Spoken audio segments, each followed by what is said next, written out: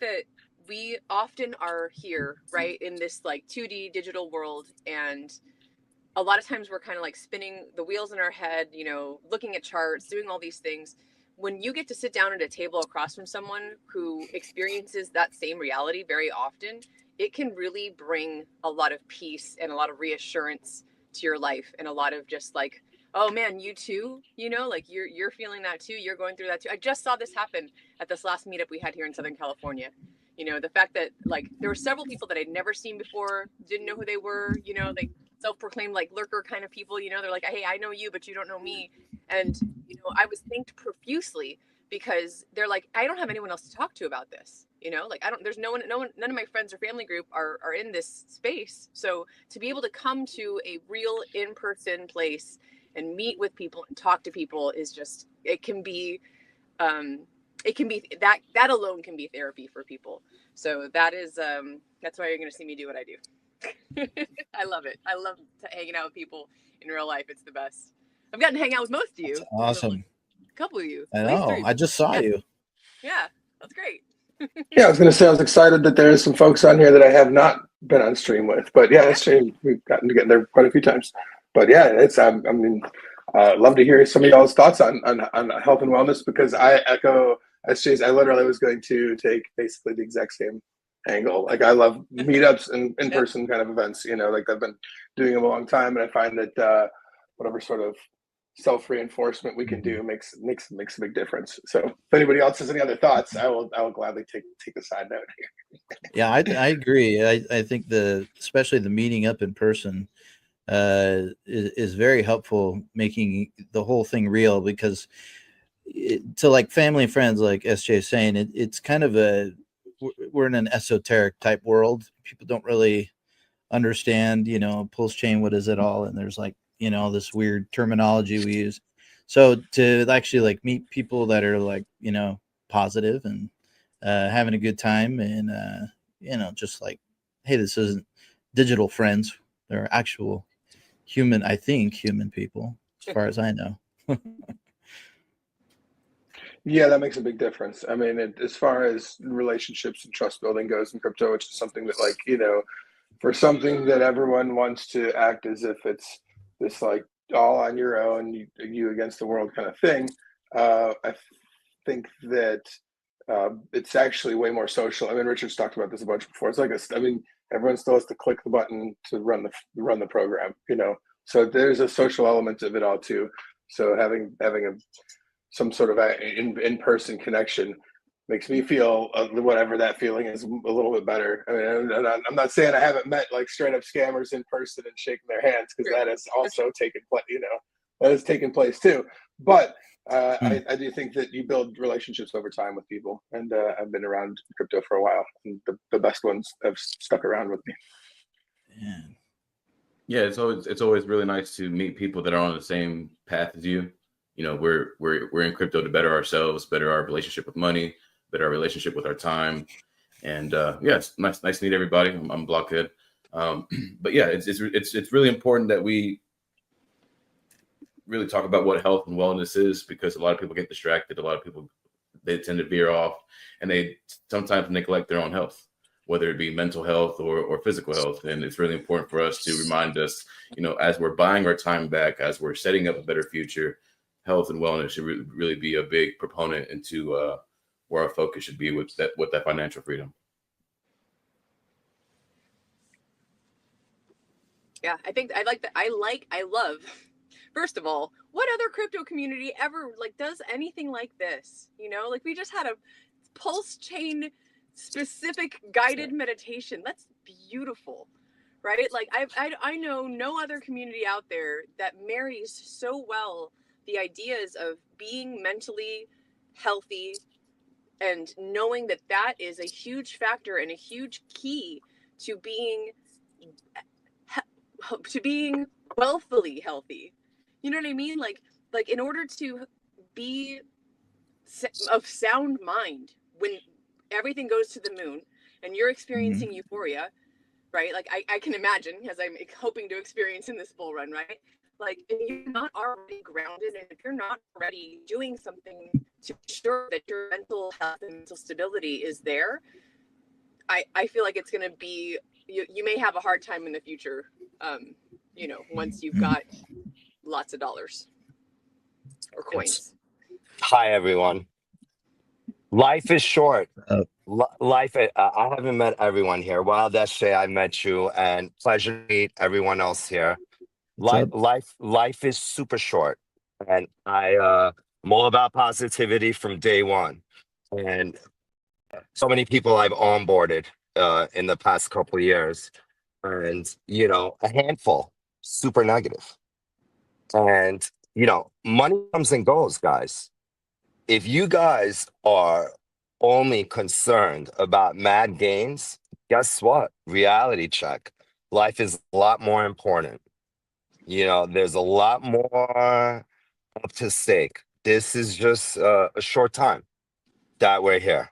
My spiritual side that I've been blessed with my man, Jesus Christ, I've gone through stream of darkness and light. So my best advice is we all have our own journeys, our own paths of financial freedom. So, if I'm mentioning PDI, I've done great with PDI, awesome. And if you've done great with PDI, awesome. But if you've done with Hacks, INC, we're all together. We're all one family, one community. That's how I see PulseChain. So we're all in it together. We're all going to pump each other's bags. We're all blessed with RH, our founder. And just stay positive. There's a lot of bad things going on in this world. Floods going on. Kids are dying. We're worrying about a bull market. Come on, guys. It will come. Don't stress. Don't stress out.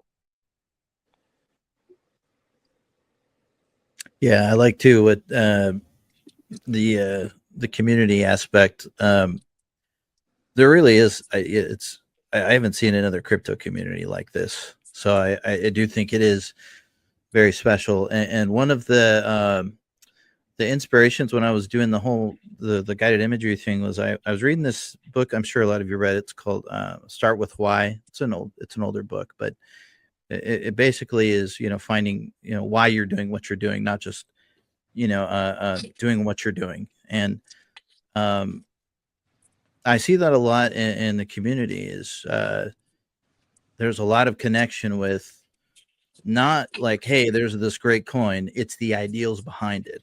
It's there's so much philosophy and I think core beliefs to just basic humanity too, that everyone can kind of understand and resonate with. So it really is a cool thing to be a part of something that and I like how the Daniel's always trying to talk about staying human in crypto, and I think like we're one of those communities where we're all over the place, but you can't say we're not human. So there's flaws, there's awesome people, there's some crazy people, but we're definitely human. You can't say we're not. So I think that part's cool, and that to me, that like the mental health part, you gotta be close to humanity. So Help each other one out. A good way to do that is go touch grass. Yes, or sand. or some good sun. Yeah, I started. Funny enough, I every now and then I like going to do tarot readings or palm readings and things like that, and I have my palm read. And the woman during the reading, one of the things she mentioned, she was like, it might be a good idea for you to be in water, to go, like immerse yourself in water as often as you can. And I, for whatever reason, that really stuck with me, and I took it to heart. And so now every single Sunday, I go to the ocean. And I just, doesn't matter what temperature it is, how cold it is, if the sun's out or not, like I just go and I dive into the water, 10 minutes, 15 minutes. It's almost like I have like the Wim Hof moment, like depending on how cold the water is that day. And then You get baptized every Sunday. right. And then I just lay out and just, I have that time for me. And for someone like myself, I'm not a very disciplined person, but to be able to go and do that and just, you know, make that my ritual, it's really become something that I look forward to now every week. And I want to keep that as a, you know, kind of a, like a health check for myself, right? Yeah, it's important to have some kind of structure, especially when you're, you know, going through something as volatile as this. We all need a healthy way to exert that. Yeah, it's important. And even actually from a metaphysics perspective, going to water, going to a beach or whatnot, have any of you guys experienced this not happening? That you come to the water and then whatever worries and burden or whatever mental thing that maybe filled you, did you went home with that in the same state? Or did it totally deteriorate? Because that's actually what happens. Exactly. While this, yeah, is slowly flush away with the waves, you know. And there is apparently a metaphysical explanation to this, because all these water molecules, when you come near to that, all these apparently thought structure in that particular frequency cannot hold its structure with that amount of water molecules, if that makes sense, without being too technical. That's basically why most people, at least I've never heard of anyone not getting this experience. If you just go to the water, go to the beach, you'll slowly feel much more relieved when you walk from the beach. I don't know. What's your experience, I mean, I feel like it's like the go-to response from all the doctors I come across in Puerto Rico for my kids, for myself, whenever you get sick or whatever here, they're like, yeah, just go down to the beach, you know. I love that that's what doctors say. I mean, they literally, our kids GP doc that we see all the time, pediatrician, like my doctor has definitely been like, I've been like, I'm feeling a little, you know, congested or whatever. Go to the beach, let me know how it is afterwards. And like most of the time you're like, nah, fine. It's pretty My funny. brother-in-law, cardiologist, lives by the shore. Yeah, it's refreshing. Makes sense. For sure. Listen, you guys want to go by the land or the beach? You want to go by the left or the right? You want to go by Judas or by Jesus? You want to stress, be negative? You want to be positive? You have options. It's what you choose. In the story. It's true. I mean, it's and you know, having conviction is important, and having some sort of like, you know, just grounding thing to come back to with all that, especially when you're like, if we're here investing in altcoins that like as and if anyone watches the you know, crypto markets of, you know, as a macro sense, like everything else is pumping right now. Or not exactly. So like it takes strong conviction to be like, hey, I still believe exactly what I'm doing is the right thing, even in the face of like, you know, hey, crypto's doing great, and you're like, hey, get close, we're getting there, we're almost there, so let's settle down, you know. But like, it takes a lot of conviction, because like, I mean, my first couple cycles, the first cycle, I felt like I jumped around a lot, you know, like I was like, oh, and this and that, you know, and you definitely miss out on a lot by fighting yourself, trying to chase every single other pump that's going on around you. So, you know, it's all part of it too.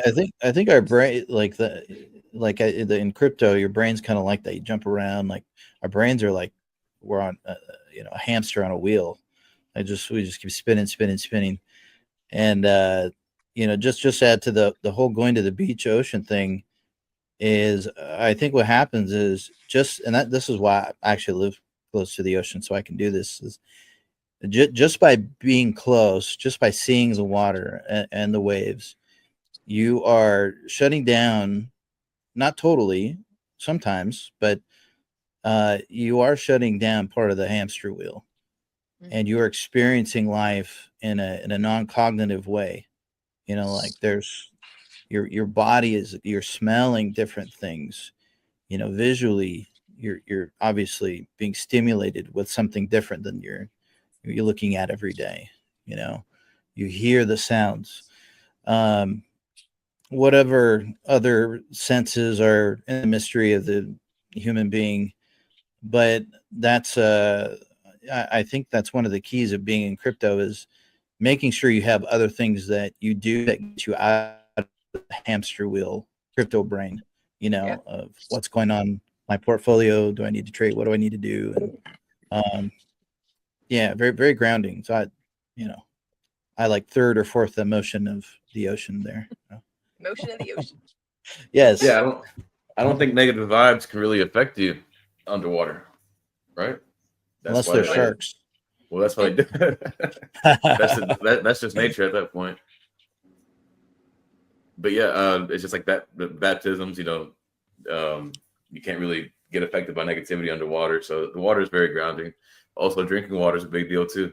Make sure you're hydrated, and make sure a lot of that stress and anxiety comes from dehydration. So make sure you're on point with that as well. Yeah, it really does come down to the little things, right? Like in the longevity panel we just had, like RG was saying, sleep, food, and exercise. Those are the three basic things. If you make sure that you're paying attention to how you're, taking account of those three things, then it makes everything else so much easier, right? Like, because I'm not a disciplined person, so to be able to do this thing every Sunday, right, or to be able to make sure that I'm eating well and drinking water even, right, like those very simple things are hard enough for someone who's not disciplined. So if I can at the very least like get that under control, then I know that I'm healthy and I'm doing the right things, and it really, to me, it just makes everything easier. It makes things fall into place. There's one less thing you have to worry about, because I feel like you have there's the possibility, right, that if you're not doing those things, you are more likely to be ill, to get sick, to not feel well, right? So make sure, and here's like something that Richard has said, that I said this on a stream a long time ago. It made me start crying. His cup is full and he wants to see other people's cups overflow. Make sure your cup is full, right? Like, make sure that at least you start with a full cup, so then your cup can overflow and you give from the overflow, versus giving and then your cup is empty all of a sudden. I mean, And even if you're not, Yes. even if you're not eating well, we were talking on the thread just before water fasting. I'm a connoisseur on water. I fast every 3-4 months for the past 5 years. And I do about 100-hour fast. Highly recommend. Autophagy levels, euphoria, your cravings get wiped out. You start from scratch and you build up your digestive system again. Bone broth smoothies and then such. But the euphoria, people, oh, you're so. I was talking with my retail customer. Oh, you must be so tired. You work out. I go, on the second, third day, you have such a burst of energy. You're doing push-ups. You're doing this. It is an amazing feeling and hard to describe unless you do it. It could be difficult. Day one is the hardest stretch, but after 24 hours, just keep consuming water. Drink as much water as possible. By the second day, third day, your mind senses you're hearing things from a quarter mile away. And people are like, well, what'd you hear? So highly recommend water fasting, autophagy. Probably the best thing that you could do for your body, for what I know and learned.